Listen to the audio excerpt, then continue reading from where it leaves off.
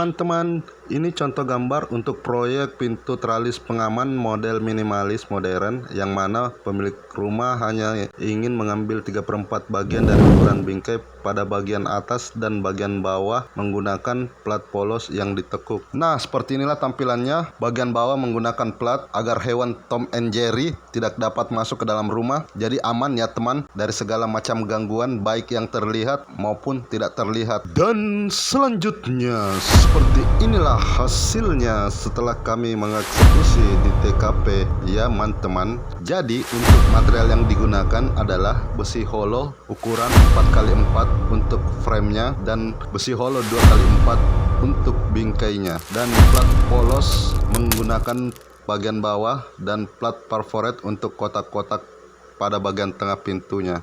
Nah, sekian dan terima kasih telah menonton. Saksikan video-video selanjutnya. Wassalam.